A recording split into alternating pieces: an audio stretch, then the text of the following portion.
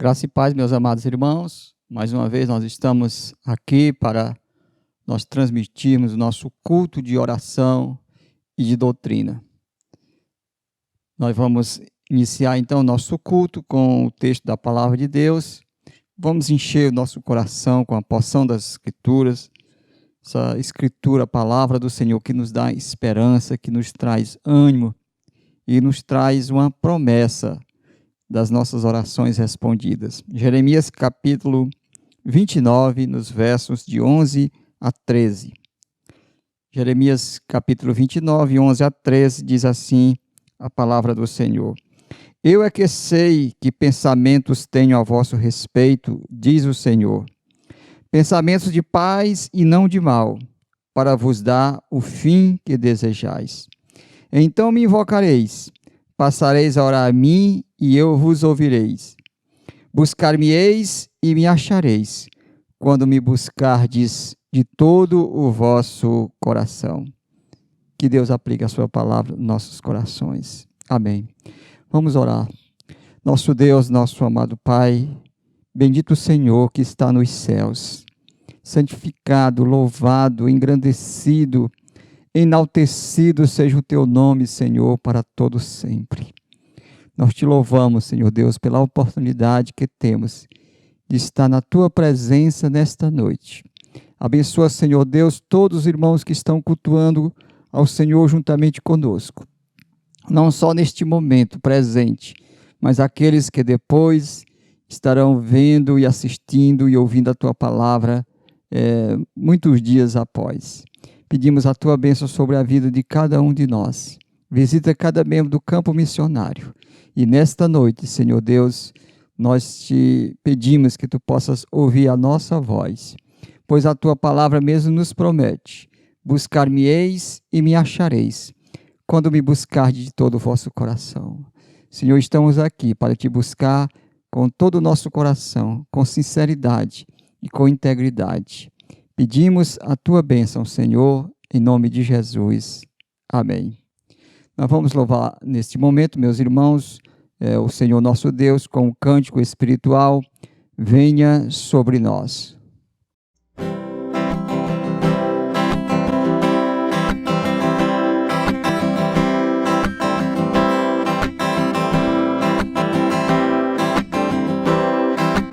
Sobre nós e através de nós, seja feita a tua vontade.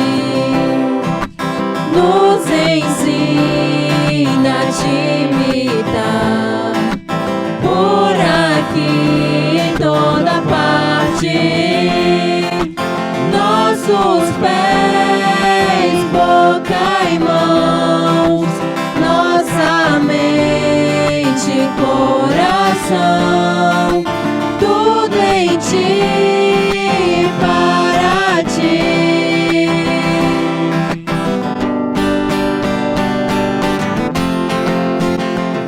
Sobre nós teu reino, faz brilhar em nós a tua luz. Quem pode esconder uma casa sobre um monte?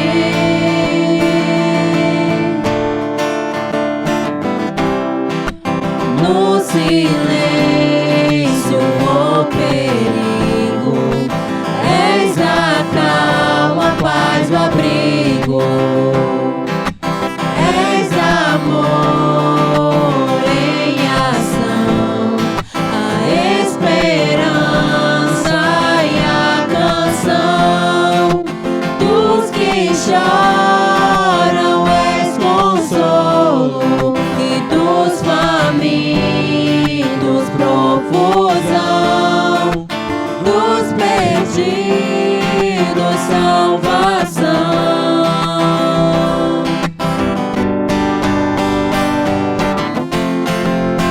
Venha sobre nós teu reino, faz brilhar em nós a tua luz. Quem pode esconder uma casa sobre um monte?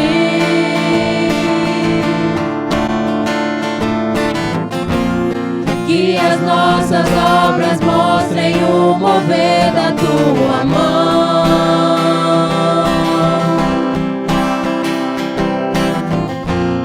Como o sal que dá sabor à luz que brilha, aponta para o teu amor.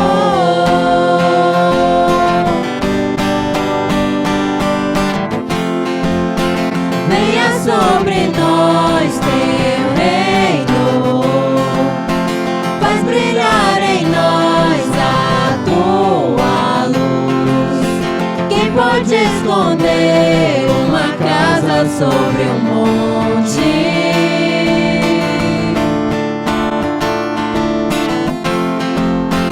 Venha sobre nós teu reino,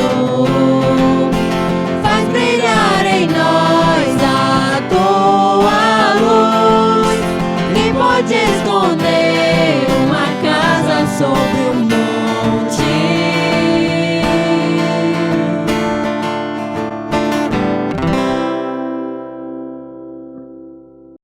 Agora, amados irmãos, vamos fazer a leitura na Palavra de Deus, onde nós estaremos baseando a nossa meditação nesta ocasião. Vamos abrir a Palavra do Senhor na primeira epístola de Pedro, no capítulo 1, nos versos de 1 a 2, onde a Palavra de Deus nos diz assim: Pedro, apóstolo de Jesus Cristo, aos eleitos que são forasteiros da dispersão no Ponto, Galácia, Capadócia, Ásia e Bitínia, eleitos segundo a presciência de Deus Pai, em santificação do Espírito para obediência e aspersão do sangue de Jesus Cristo, graça e paz vos sejam multiplicadas. Que Deus abençoe a sua palavra em nossos corações. Vamos orar. Nosso Deus, bendito e amado Pai que está nos céus, exaltado, glorificado, santificado seja o teu nome para todo sempre, Senhor. Pai amado, neste momento nós abrimos a tua palavra e lemos as Escrituras. E agora, Senhor Deus, rogamos que o Senhor, do alto dos céus, abra nossos entendimentos e que teu Espírito Santo, o Espírito que inspirou o apóstolo Pedro a escrever estas palavras, seja mesmo o Espírito que atue em nossas mentes e nossos corações, abrindo nossos entendimentos para compreendermos, para vivermos, para praticarmos a tua palavra. Em nome de Jesus. Amém. Meus irmãos, quem escreveu esta epístola já está aqui logo bem no início, que é exatamente o apóstolo Pedro. Ele diz: Pedro, apóstolo de Jesus Cristo. Então, todos nós conhecemos pelos evangelhos quem era Pedro ou quem foi Pedro.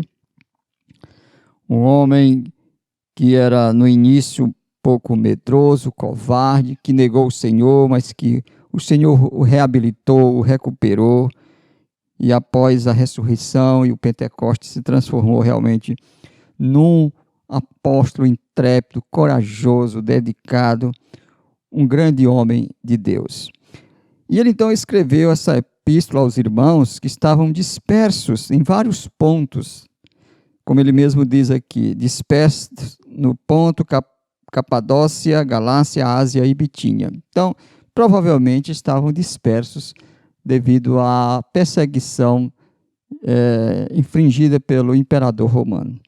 Muito bem, mas o que eu quero tratar com os irmãos aqui é como o apóstolo Pedro designa os seus leitores. Como é que ele os chama? Ele vai chamar os seus leitores com duas designações. Primeiramente, ele diz que eles são eleitos. Veja aqui, Pedro, apóstolo de Jesus Cristo, aos eleitos. Meus irmãos, desde o Antigo Testamento, Deus tinha um povo eleito, Deus tinha um povo escolhido. No Antigo Testamento, todos nós sabemos que o povo de Deus, o povo escolhido, o povo eleito era exatamente a nação de Israel. Como diz a palavra do Senhor, lá em Deuteronômio, capítulo 6, e no capítulo 7, no verso 6, quando diz que de todos os povos da terra, o Senhor escolheu apenas Israel. Então Israel era a nação eleita, a nação escolhida do Senhor. Havia tantas nações grandes, poderosas, ricas, importantes, como a Babilônia, como o Egito, como a Síria e tantas outras, mas Deus escolheu a nação de Israel. No Novo Testamento, nós somos informados pelas epístolas que o povo eleito, o povo escolhido de Deus é exatamente a igreja. E a igreja que está composta de judeus e gentios. Ou seja, Deus não tem mais uma nação exclusiva, mas tem povos de várias nações que um dia serão reunidos todos num só rebanho, então haverá também um só pastor, diz a palavra do Senhor. Meus irmãos, e o critério que Deus usa para escolher o seu povo, para escolher os seus eleitos, não é o critério que muitas vezes nós escolhemos. Nós baseamos no merecimento, na virtude, quando fazemos alguma escolha.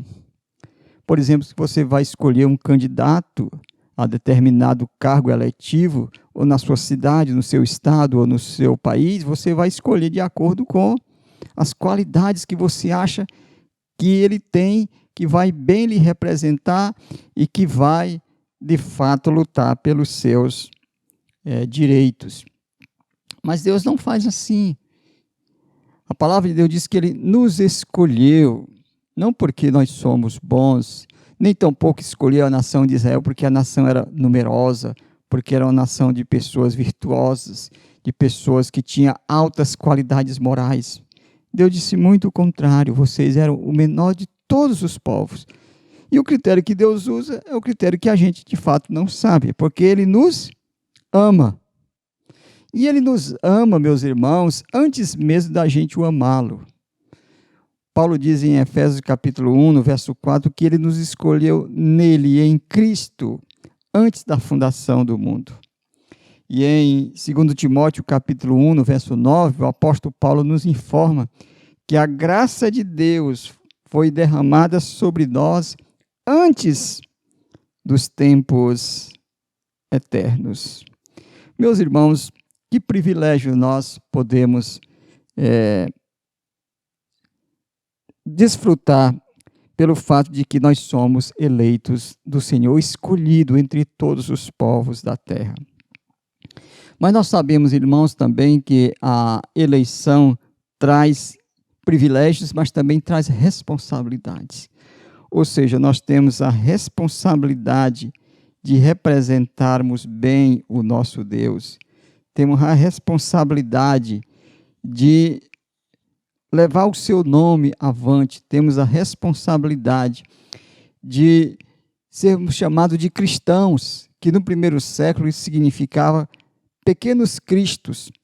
Os cristãos, os seguidores de Jesus, e eles eram tão parecidos com Cristo, com as suas atitudes, com o seu exemplo, que eles eram chamados de cristãos. Então, nós temos esta responsabilidade de, como eleitos de Deus, sermos chamados de cristão e poder representar bem o nosso Deus. Afinal, nós fomos escolhidos, fomos adotados da família de Deus e nós devemos ser imitadores do nosso Deus.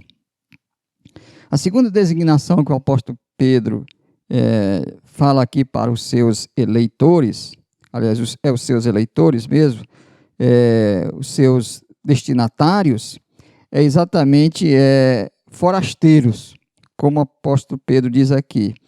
Pedro, apóstolo de Jesus Cristo, aos eleitos que são forasteiros.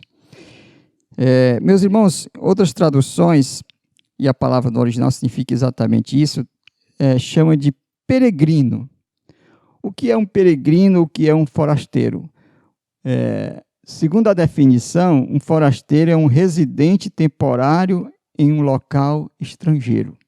Então, essa é a designação para um forasteiro. É alguém que está residindo temporariamente em um local estrangeiro. Abraão se refere a si mesmo como estrangeiro e peregrino na terra dos heteus, lá em Gênesis capítulo 23, no verso 4. E Hebreus capítulo 11, verso 13, que nós vamos ler agora nesse momento, diz assim a palavra do Senhor: todos estes morreram na fé, sem ter obtido as promessas, vendo-as, porém, de longe, e saudando-as, e confessando que eram estrangeiros e peregrinos na terra. Então a palavra de Deus diz que desde Abel até Abraão, todos os patriarcas, eles confessaram, eles publicaram que eles eram apenas peregrinos e forasteiros na terra. É assim que o apóstolo Pedro chama os destinatários da sua carta. Aqueles irmãos que estavam sofrendo, que estavam passando perseguição, que estavam passando dificuldade. Pedro lembra a eles: olha, vocês estão nessa situação, mas vocês são eleitos, vocês são amados por Deus, vocês são o povo escolhido de Deus e não tem privilégio maior do que este. Mas também reconheçam que vocês são forasteiros. Aliás, nós somos forasteiros. Ou seja, nós estamos residindo neste mundo, nesta terra, apenas temporariamente. É por isso que o Senhor Jesus Cristo disse que nós nunca devemos colocar o nosso coração nas coisas da terra, mas que nós devemos acumular tesouros nos céus, porque nós não fomos criados para viver eternamente neste mundo e nem nesta terra. Nós estamos vivendo como peregrinos, como forasteiros. Estamos caminhando para o nosso verdadeiro destino, nossa verdadeira pátria. Como o apóstolo Paulo disse lá em Filipenses capítulo 3, verso 20. Ele diz que a nossa pátria está nos céus, de onde também aguardamos o nosso Senhor e Salvador Jesus Cristo. E este mesmo apóstolo Pedro, lá na sua segunda epístola, no capítulo 3, ele diz que nós aguardamos novos céus e nova terra, nos quais habita justiça. Meus irmãos, nós não temos residência neste mundo, residência fixa, permanente. A nossa residência é temporária. Somos apenas peregrinos. Por isso não devemos acumular coisas, bens, porque tudo isso vai ficar. É importante que nós reconheçamos isso. Eu acredito que o apóstolo Pedro, quando escreveu essa epístola, aqueles irmãos que estavam dispersos devido à perseguição, ele queria confortá-los com estas duas verdades. Primeiro, dizendo que eles eram eleitos, amados, queridos, abençoados por Deus, e que não tem privilégio maior do que esse. Mas também estava querendo dizer: olha, nós somos apenas forasteiros, nós somos peregrinos. A perseguição, o sofrimento, por mais que ele seja intenso, ele vai ter um fim. Porque nossa jornada neste mundo um dia vai terminar. Nós estamos de passagem. Nós não estamos aqui fixando uma morada permanente, mas somos apenas peregrinos e forasteiros. Meus irmãos, eu não sei se você se sente assim, mas eu me sinto que realmente eu não estou ainda na nossa verdadeira casa. Nossa verdadeira casa não é este mundo. Porque, como já disse o Dr. Sproul, nós somos estranhos no mundo estranho. Somos estranhos no mundo estranho. Esta é uma grande realidade. Nós nos sentimos estranhos porque o mundo não é nossa casa, não é o nosso habitat. Mas nós temos que peregrinar por este mundo até alcançarmos a nossa verdadeira pátria, a cidade celestial, a nova Jerusalém.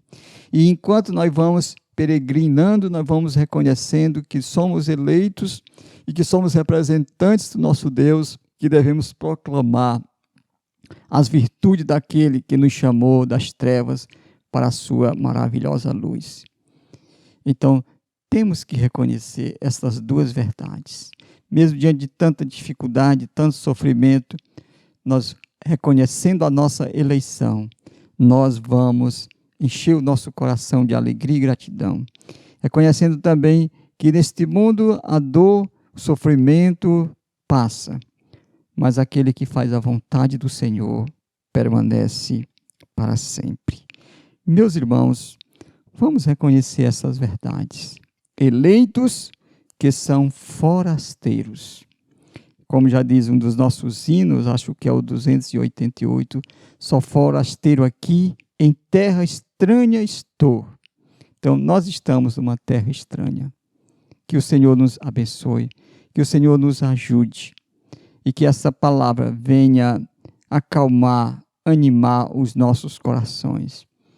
Mesmo diante da dificuldade, possamos olhar para o alto, possamos agradecer ao Senhor, dizer: eu te louvo, Senhor, eu te rendo graças, porque o Senhor me escolheu para ser um dos teus filhos neste mundo. E reconheço também que sou apenas um peregrino e forasteiro, e que a nossa residência neste mundo é apenas passageira, mas que a nossa verdadeira pátria está nos céus. E é lá, e é para lá que nós olhamos, onde nós aguardamos o nosso bendito Redentor e Salvador Jesus Cristo. Que Deus em Cristo nos abençoe. Amém. Vamos orar, nosso Deus, nosso bendito Pai. Ó Senhor, nosso Deus, nós te rendemos graças, porque o Senhor nos escolheu antes da fundação do mundo. O Senhor nos amou quando nós mesmos nem existíamos. Aliás, não somente nós, mas o mundo, toda a criação não existia ainda. E o Senhor já tinha a nós no teu coração, já tinha nos escolhido, já tinha nos amado. E é por isso que também nós te amamos, Senhor, porque tu nos amaste primeiro. Senhor, nos ajuda a entender também que por mais que seja prazerosa muitas vezes a jornada nesta vida, nós não temos residência fixa neste mundo. Nós temos que confessar, porque a tua palavra nos diz que somos apenas peregrinos e forasteiros. Estamos de passagem, Senhor, mas nos ajuda, enquanto nós estamos de passagem, te servir, te amar, te obedecer e procurar, Senhor Deus, viver uma vida que seja agradável.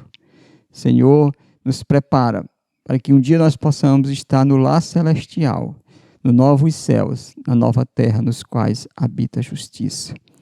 Ó Pai, vem ouvir as nossas orações, atende o nosso clamor, abençoa e cuida daqueles que estão enfermos, aqueles que estão nos leitos de hospital. Visita cada membro deste campo missionário, cuida deles, protege, livra e guarda-os de todo mal. Em nome de Jesus te suplicamos. Amém. Nós vamos nesse momento louvar o nome do nosso Deus com o hino do nosso cenário Novo Cântico, hino de número 159, Bondoso Amigo.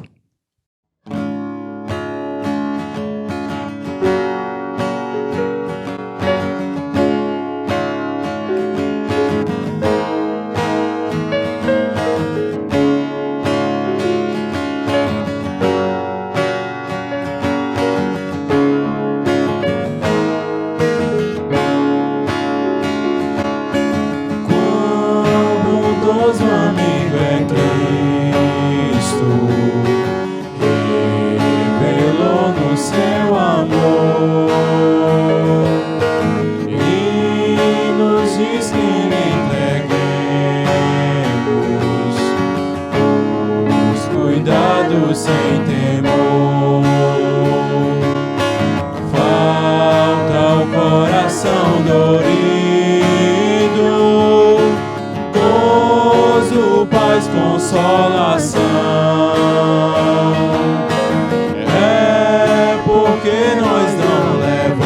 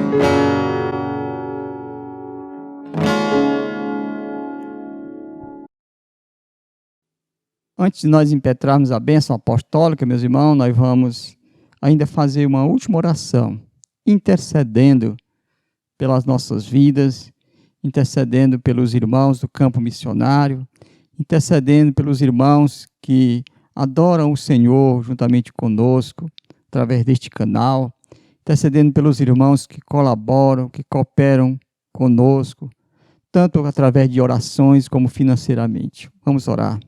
Bendito Deus, nosso amado Pai, nós queremos te louvar, porque nós podemos, Senhor Deus, através deste canal, adorar e bendizer o nome do Senhor.